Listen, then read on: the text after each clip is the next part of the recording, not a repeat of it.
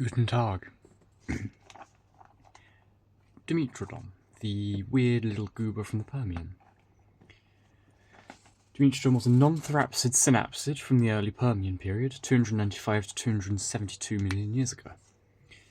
It was closely related to mammals, being part of the Pelycosaur family.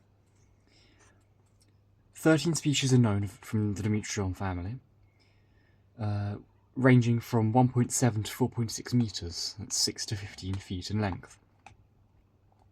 Smaller species, like Dimetrodon teutonus, were 60 centimeters or 24 inches long, weighing 14 kilos or 32 pounds.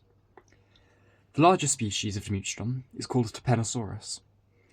It's known from fragments of bone in the early Permian period formations, and would have been around 5.5 meters or 18 feet long. Its weight is unknown for certain. Tyrannosaurus was approximately 25 times bigger than Dimetrodon teutonus. I multiplied the weight of D. teutonus by 25 times to get the approximate size, to get it to the scale of Tyrannosaurus, bringing my total weight estimate for Tyrannosaurus to around 350 kilos. Their skull and head is fun. The skull of Dimetrodon was laterally compressed, with a single opening behind the eyes, which links it to mammals. The teeth of Dimetrodon vary in size. Let me get my pointy thing. The teeth of Dimetrodon vary in size, hence the name two-measured teeth. Dimetrodon, two-measured tooth. Fun. There are two large caniforms, which are canine-like teeth, pictured here. They were serrated and rooted in the maxilla, so upper jaw. They had multiple sets of incisors in the upper and lower jaws, which were all serrated, so these little grippy ones here. Turn page! Serrated teeth, along with its location, tell us that it likely ate small to medium-sized amphibians and reptiles. In my personal opinion, the sail is the coolest part of Dimetrodon. It was supported by... So you're dead. Now what? In my opinion, the coolest part of Dimetrodon is... Where do I put this? In my opinion, the coolest part of Dimetrodon is the sail. Being... I'll point with a chopstick. Much more efficient. It's the sail. Being supported by 27 to 30 elongated dorsal vertebrae. As you can see here, they project from the vertebrae outwards. Cross-sections of the spines show a rectangular base, forming almost figure-of-8 shape at the top. And it is likely that blood vessels would fit here and here, allowing for blood flow through the sail. So it could change, so it might have changed colour, all sorts.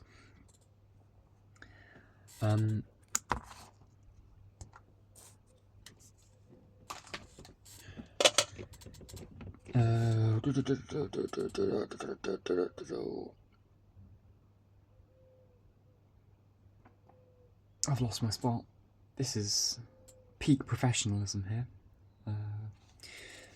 Forming groove alongside, likely to contain blood vessels. The sail was made of skin, supported by the vertebrae. As you can see, the shaded... Why am I using my finger? The grey parts here would be flesh, skin, or muscle. And you can see it would be skin supporting the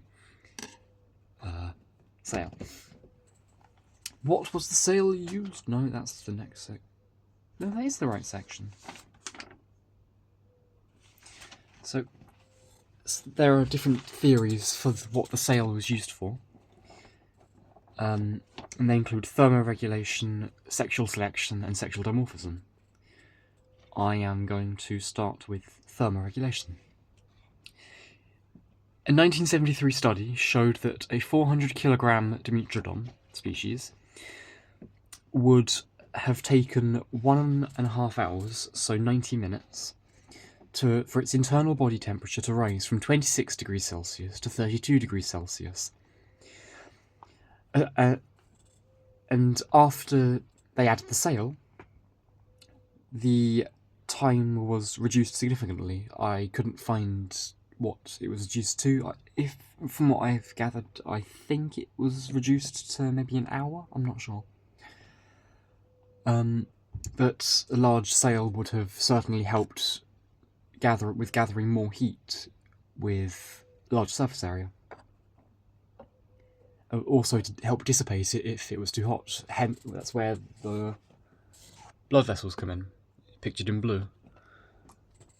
Pump blood through the sail, and as it comes closer to the surface, it cools. Similar sort of use to modern day elephant ears. Sexual selection. The sail in Dimetrodon is proportional in shoulder height to modern day cervids, like deer. And with Dimetrodon being very closely related to mammals, it lends a degree of credence to the idea that the sail was used in sexual selection. But you could also look at reptiles, which Dimetrodon was very similar to, despite being a mammal. Lots of modern-day reptiles and extinct reptiles would raise a flap of skin on their back to attract a mate. With Dimetrodon being a reptile-like mammal, it makes that highly possible. Sexual dimorphism. The males and females may have had different body sizes or sail sizes. At the beginning, when I said that we know 13 species of Dimetrodon, I was talking to some friends at school yesterday, and it made me think about this, and I'm wondering how many of those species would become nomen dubiums. How many of them are identified based on sail or body size when they might actually be a different sex of a different species.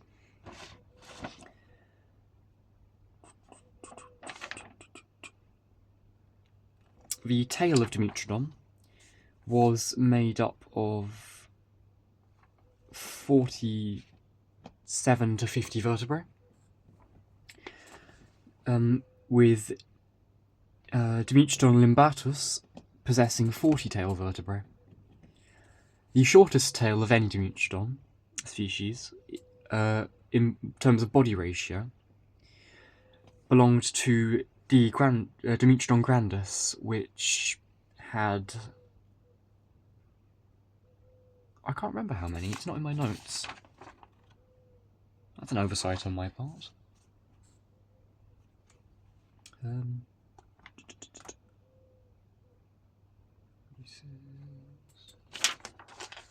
Skin. Common consensus is that Dimetrodon had scales. Some people think that it may have had a mixture of scales and mammal and mammalian skin. That skin would likely be similar to that of an elephant, in my opinion. But there's some skin impressions left by Dimetrodon teutonus, found in the Tambach Formation, which dates to the early Permian period. This shows rectangular scales on the underside of Dimetrodon, which I've included here. See the rectangular bits. But yeah, so that's what we have for skin impressions. We've also found fine scales from the soles of the feet. Habitat. Most fossils from Dimetrodon have been found in Texas, Oklahoma, New Mexico, Arizona, Utah, and Ohio, all of which dating to the early to mid-Permian period. Almost all recovered Dimetrodon specimens are from the Clear Fork group, the Wichita group, and the Please River group. So 3 formations providing most species and specimens. Dimetrodon teutonus was found in Germany, and from what it sounds like, I'd guess named after the Teutonic Knights, maybe? So, again, Germany, it's funky. The main habitat from these ecosystems during the early to mid-Permian was likely a mixture of wetlands and marshes. In these ecosystems there were many tetrapods, so small land vertebrates. With Dimetrodon, and I was talking about Dimetrodon's teeth, they were serrated. And with it likely hunting small prey in these ecosystems, including fish like Xenocanthus, amphibians like Diplocalus, along with possibly eating other land amniotes and synapsids. Is that it?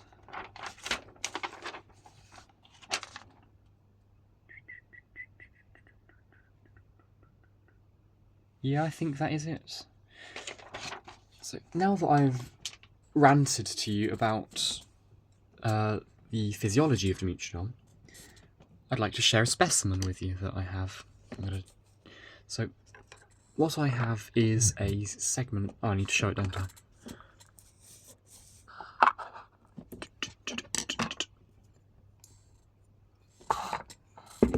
Trust me, I'm a professional. I'm not sure what I'm a professional at, but hey ho, it's gone okay for me so far. Now, the piece of fossil material shown here is part of a Dimetrodon dorsal spine. I'm unable to tell you which vertebrae or which vertebral spine it's from, or which species it's from.